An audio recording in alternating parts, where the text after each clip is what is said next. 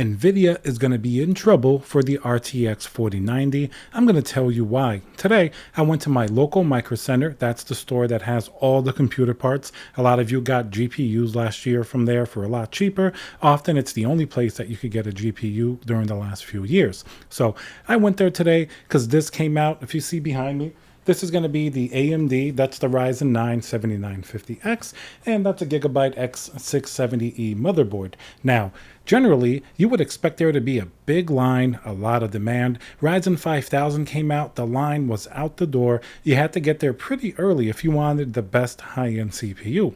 Not today. Today, I walked in and there was literally nobody there. I didn't see anybody there. I didn't see any long lines. Why does AMD have anything to do with Nvidia? Well, that means that there's no excitement or no reason for people to go out and get the newest generation AM5, which a lot of people should be excited about if they want to upgrade their PC, meaning that if they're not that excited about upgrading their CPU, are they going to really be that excited about a very expensive RTX 4090? There have even been preliminary RTX 4090 prices, and this is going to be probably the second sign that I saw that RTX 4090 likely will not sell too well.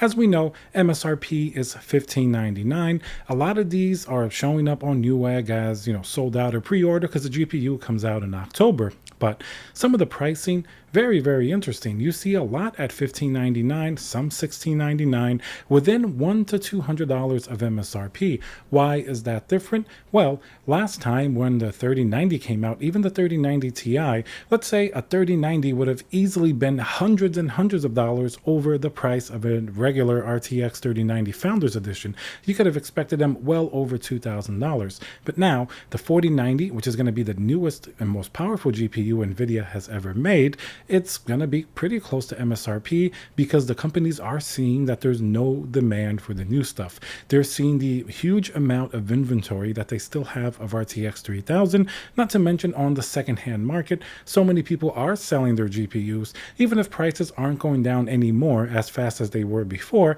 there still is a lot of option and people are just highly uncertain right now.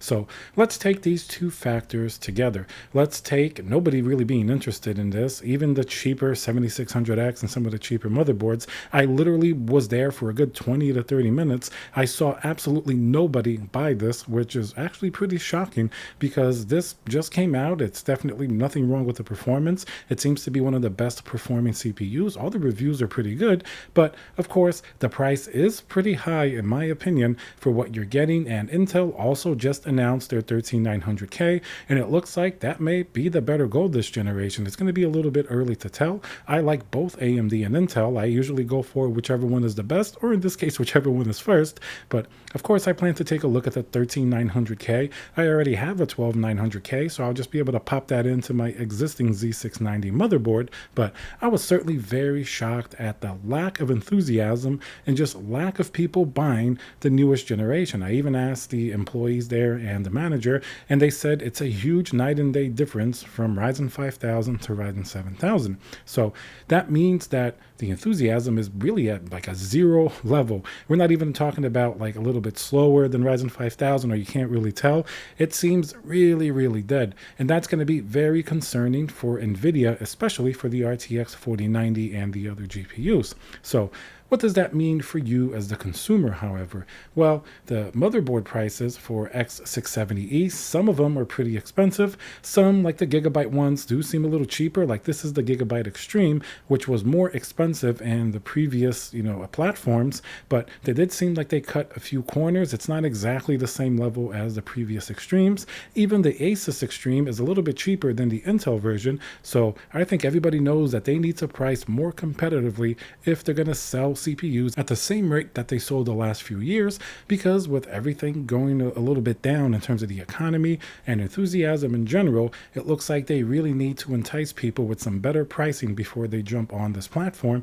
And of course, it is an expensive platform. If you need to get DDR5, if you need to get a new power supply perhaps for the new GPUs, it's going to be a little bit more expensive than you would expect going into, a previous AM4 or even the Intel platform before it came out with DDR5. DDR5 with Alder Lake. So definitely a lot of issues there. And pointing back to the RTX 3090, seeing those GPUs pretty close to their MSRP, of course, it's great for consumers. We're not getting, really, really expensive GPUs like before, but that means that they may stay on the shelves and it may happen. Look at the 3090 Ti. Nobody bought them. They stayed on the shelves and eventually they got some pretty deep price cuts, around half their original MSRP. Are we going to see discounts on the RTX 4090? Usually, I would say no, because it's rare to get discounts on GPUs, but seeing what has happened during the last few months, and especially the 3090 Ti having such a deep discount, it's possible if RTX 4000, and specifically the 4090, doesn't sell too well, and Nvidia gets rid of some of their inventory for RTX 3000, it's possible eventually we may see that price actually coming down, which, while not this generation, for the next generation, could show you some different effects on pricing for new products if the trend is to go down. According to the Nvidia CEO, he said we should not expect cheaper prices. Moore's law is no longer really something that is happening anymore, according to him. The wafers are much more expensive. So, of course, he's going to say that because he has to pay more for it and he wants to sell a more expensive product. But if the demand is also not there, remember, Ethereum went to proof of stake and the demand for GPUs significantly dropped since then. I don't care if the RTX 4000 is what it is, if people think it's great or too expensive.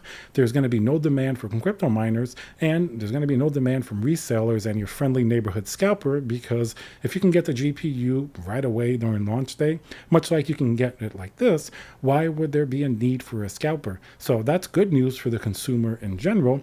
Remember when Ryzen 5000 came out, they were selling for significantly over MSRP on secondhand marketplaces because they were much more limited. A lot more people were buying them. So I guess the people that bought Ryzen 5000 feel like it's good enough and this isn't that much of a jump, and therefore there's literally no market for this, it seems. We'll see if Intel fares any better. I think the demand in general is down now. I don't think it's necessarily anything wrong with AMD, although I do think their pricing is probably a little bit too high for the current market conditions. Both in the motherboards should be cheaper, and the CPU themselves should have had a price cut. Look at the 7600X. That's one of the best examples here. That used to be a great entry platform into like a very nicely performing CPU, but now it's a $300 CPU. It's still 6 core, which is pretty terrible in 2022.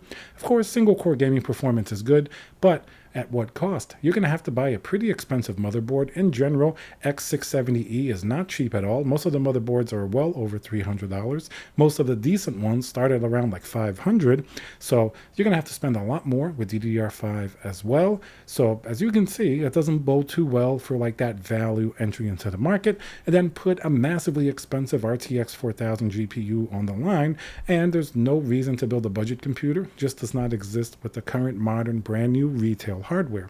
You're going to have to dig into the used market to be able to build a fairly reasonably priced system, which is still possible, especially with some people upgrading to the new stuff. You're going to be able to find RTX 3000 at a discount compared to what it was. And of course, all of the other components of people upgrading for AM4 and 5950X, not to mention Intel's 12900K, still outperform pretty much at the top of the charts. The new stuff has some advantages, of course, but it's still pretty early technology. You're definitely going to pay a price to be an early adopter. So taking a look at these factors in the gaming market, you can kind of see it's not going to be so great. Of course, more people are going to be excited for an RTX 4090. I don't think when that comes out in a few weeks, it's going to look as dead as this did today. Absolutely nobody was there really interested. Of course, an Nvidia GPU always garners more attention, especially the high-end people that want to buy it right away, much like this. So you're going to have, of course, some attention, but my prediction is it's not going to be anywhere near the level it's been during the last few years. And now we're going to see the real state of the PC gaming market without resellers and without the cryptocurrency mining market having any effect on the sales of GPUs. We're going to see just the gamer demand, which is going to be tricky because everybody's kind of battered from the last 2 years, having to pay really expensive prices. So maybe a lot of people don't really want to upgrade. And remember, Nvidia priced RTX 4000 to make sure that they finished selling what they have left of RTX 3000.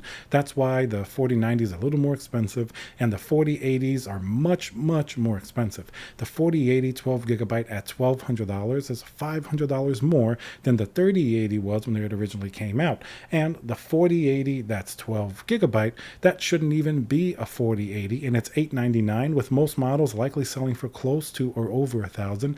That should not be a 4080 class GPU. That should be maybe a 4070 or 4070 Ti. It has much, much less in terms of specs and performance as far as we can see from the information released. We're going to see with real reviews and exactly how it stacks up, but it's possible a 3090 or 3090 Ti in traditional rasterization will beat that 4080 12GB, and by then the 3090 Ti may be a lot cheaper than you can even get something like a 4080 12GB. The only advantage there is DLSS 3.0, but if your particular game doesn't use that, it may not be the best advantage to you. So, judging from seeing in person myself what was going on today, and judging from the current state of the market, I think Nvidia certainly is in trouble. And if RDNA 3 comes out and it's cheap enough and performs well enough at better power numbers, possibly they could gain a lot of market share. But AMD typically likes to price their things a little bit high as well, and no matter what the original MSRP is,